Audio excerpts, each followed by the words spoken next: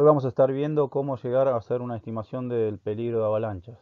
Para esto vamos a ver el modelo conceptual de peligro, que es una forma de analizar todos los factores que intervienen en poder determinar el peligro de avalanchas. Y vamos a estar luego usando un método que vamos a llamar método profesional, que vamos a utilizar en combinación con la libreta de campo, que es donde vamos a registrar todos nuestros datos y nuestras estimaciones. En este modelo conceptual lo que hacemos es desglosar todos los factores que terminan resultando en cierto peligro de avalancha. Vamos a empezar por el carácter de avalancha, o sea, por determinar qué tipo de avalancha es el que tenemos en determinada ubicación. Y luego, para poder llegar a determinar el nivel de peligro de avalancha, vamos a combinar la sensibilidad junto a la distribución espacial para poder determinar la probabilidad de gatillo. Y esta probabilidad de gatillo la vamos a combinar con el tamaño destructivo de la avalancha, que es como combinar probabilidad y consecuencias, y esto nos va a resultar en el peligro de avalancha, o sea, en un nivel, en el grado de avalanchas del 1 al 5. Vamos a repasar en qué consiste el peligro de avalanchas. Ya habíamos dicho que es el potencial de una avalancha de causar daño a algo de valor. Y esto, bueno, surge de la combinación o de la relación de la probabilidad de desencadenamiento y de las consecuencias de ese desencadenamiento que está demostrado en el poder destructivo de la avalancha. Esto tiene la posibilidad de afectar a seres vivos, además de construcciones o cualquier otra cosa de valor, pero no, en la ecuación no incorpora ni la vulnerabilidad ni la exposición de gente a las avalanchas. Y como decíamos, los últimos dos pasos para determinar el peligro de avalanchas van a ser combinar la probabilidad de gatillo y el tamaño destructivo. Eso nos va a dar el grado de avalanchas en la escala del 1 al 5. Cuando nos referimos a riesgo de avalanchas, ahora sí estamos hablando de la probabilidad de daño que resulta entre la interacción del peligro de una avalancha y un elemento que está expuesto a este, que puede ser una persona. Esta relación va a estar determinada por la exposición de dicho elemento más la vulnerabilidad. Por lo tanto, decíamos que el peligro de avalancha va a ser la resultante de la combinación entre la probabilidad de desencadenamiento o gatillo y el tamaño destructivo, o sea, la consecuencia de esa avalancha. Si además le agregamos vulnerabilidad y exposición de un elemento, ahí obtenemos el riesgo de avalancha. Para poder establecer el grado de peligro de avalancha, vamos a tener que establecer el contexto. Esto significa recabar un montón de información sobre los distintos factores que son importantes, como avalanchas, características de avalanchas, las características del manto, que refieren a estabilidad principalmente, las condiciones meteorológicas y configuración y características específicas del terreno de acuerdo a la ubicación que estamos estudiando. En cuanto a avalanchas en sí, las avalanchas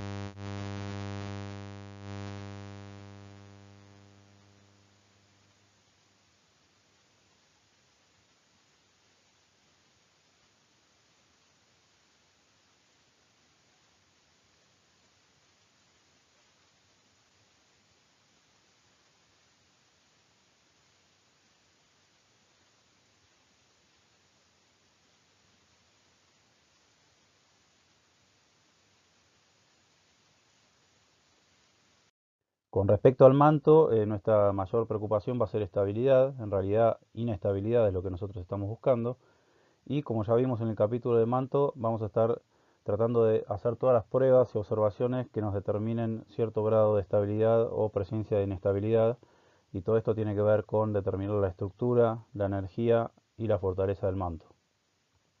Luego, cuando analizamos la meteorología, estamos analizando las condiciones actuales y a futuro también, y principalmente lo que queremos ver son cambios drásticos que afecten al manto de alguna manera, que puedan estabilizar la situación o volverla más inestable.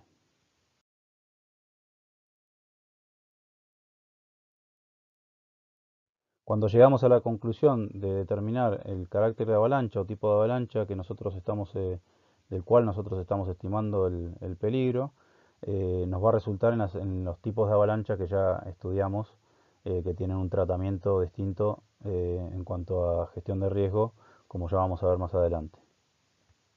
Cuando hablamos de problema de avalancha, nos referimos al tipo de avalancha que nosotros consideramos que más peligro representa o que más nos podría afectar.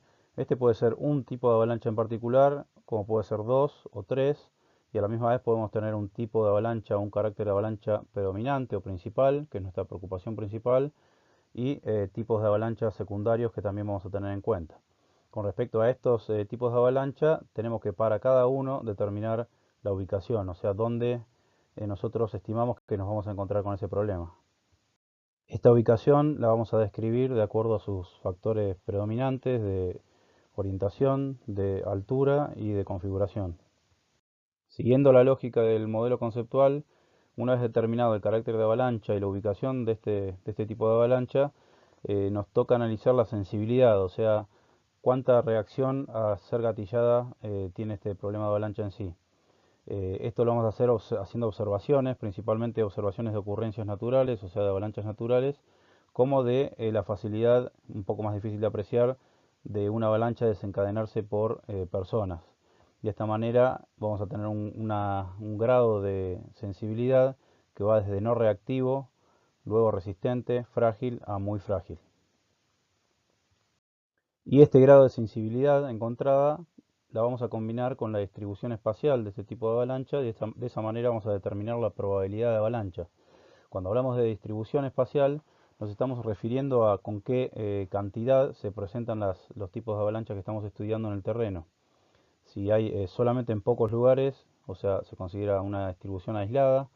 Si la inestabilidad existe en porciones de terreno, o sea, en sectores de terreno, tenemos varias posibilidades, ahí va a ser una distribución específica. Y el grado más alto es cuando la inestabilidad se encuentra en muchos lugares, ahí hablamos de una distribución generalizada. Y la probabilidad de gatillar o de desencadenar van a ser distintos grados de acuerdo al estudio anterior que hicimos de sensibilidad y de distribución. El grado de probabilidad va a ir de casi certero, bajando a muy probable, a probable, poco probable y finalmente improbable. Y finalmente, para poder lograr la estimación del peligro de avalanchas, vamos a relacionar esa probabilidad de desencadenamiento con las consecuencias que puede tener, o sea, el tamaño destructivo. Este tamaño destructivo va a tener que ver con el estudio anterior que hicimos del carácter de avalancha, o sea, qué tipo de avalancha estamos hablando, y la ubicación determinada, o sea, la configuración del terreno que puede llegar a hacer que la avalancha tenga un recorrido mayor o consecuencias más importantes. Y así finalmente vamos a arribar al el peligro de avalancha, o sea, la determinación del grado de peligro que presenta ese carácter de avalancha en esa ubicación particular, que va de 1 bajo, siguiendo por 2 moderado, 3 considerable, 4 alto y 5 extremo. Luego este número, este nivel de peligro, vamos a utilizarlo para poder determinar cómo gestionamos el riesgo, en qué terreno nos manejamos, etc.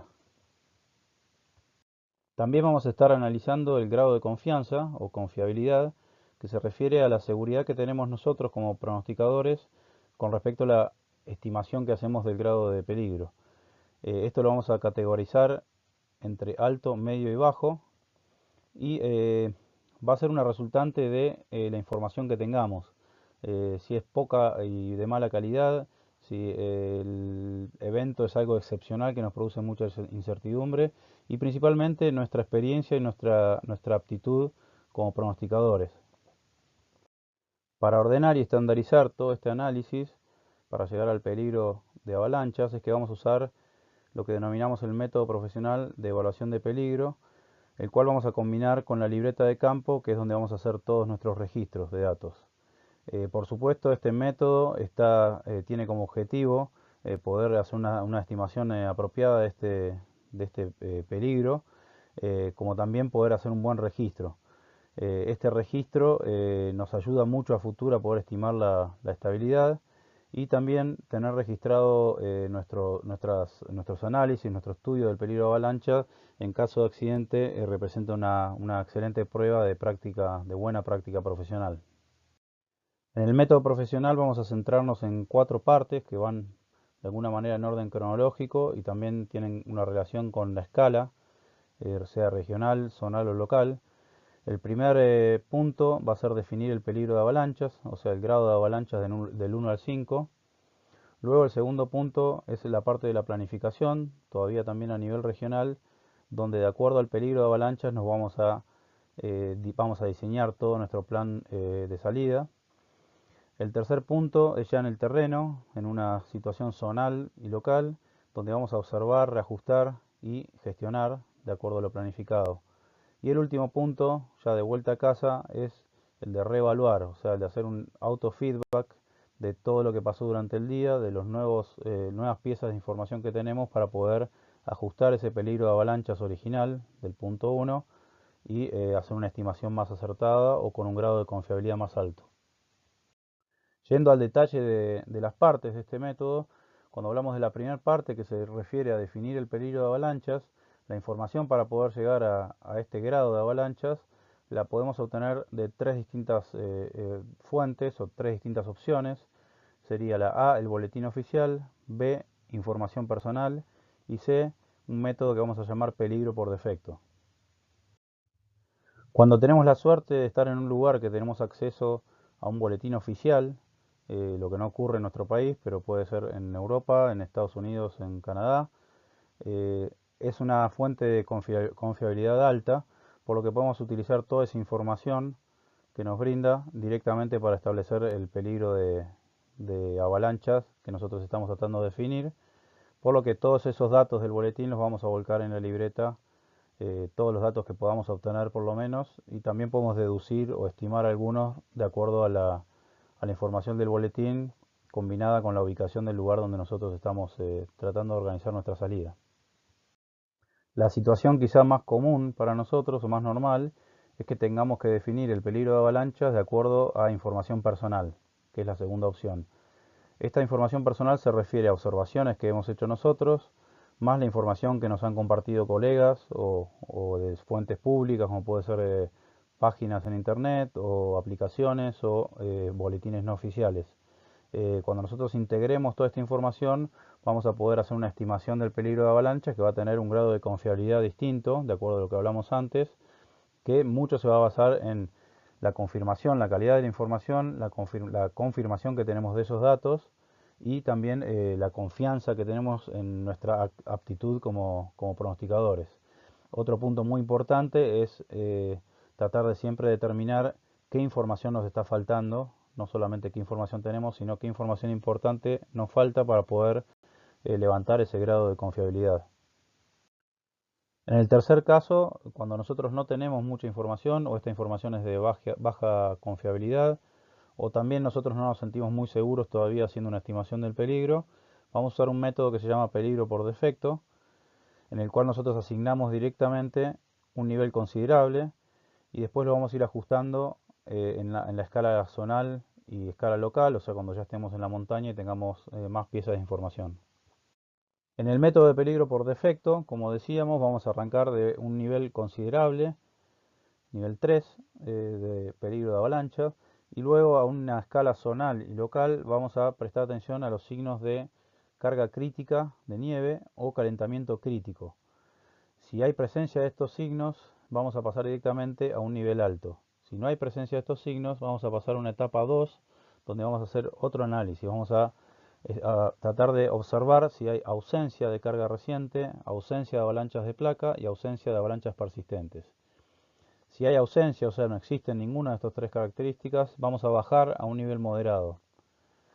Si no hay ausencia de estas características, o sea que tenemos presencia de nieve reciente, de avalanchas de placa o de placas persistentes, o si es incierto esto, o sea no podemos llegar a una definición de si existe o no, vamos a seguir manejándonos en un nivel de peligro considerable. ¿A qué se refiere todo esto? Es que a cada nivel, obviamente, como vamos a ver más adelante en la próxima clase, cada nivel o cada grado de peligrosidad nos va a determinar nuestra toma de decisiones, nuestra elección de itinerario, nuestra elección del terreno, etcétera. Una vez que hacemos esta estimación del peligro, que quiere decir no solo el número, o sea, el grado de peligro, sino también el carácter de avalancha, su distribución, su ubicación, su sensibilidad, su probabilidad, etcétera, y de distintos tipos de avalanchas que a nosotros nos conciernen. De esta manera vamos a combinar ese peligro de avalancha con el objetivo de nuestra salida Lo vamos a combinar también con el factor humano, o sea, el tipo de gente que vamos a estar guiando, las capacidades propias. eh, También vamos a relacionar todo esto con los peligros objetivos que no analizamos dentro del estudio del peligro de avalancha. Y en base a todo esto vamos a hacer un plan de salida acorde. En este plan de salida vamos a estar determinando el itinerario, las opciones de itinerario, una opción A y una opción B, de acuerdo al nivel de incertidumbre que tenemos con respecto a las condiciones, un plan de emergencias, un plan de comunicaciones con números de contacto en caso de emergencia, una lista de equipamiento y todo esto lo vamos a registrar en la libreta de campo. Como habíamos hablado en la clase anterior, toda esta información que tenemos y esta estimación que hicimos siempre la vamos a mantener abierta o flexible a los nuevos signos y a las nuevas piezas de información que vamos a obtener durante el día. Por lo tanto, la parte 3 de este método se trata de ya en el terreno observar, reajustar y gestionar.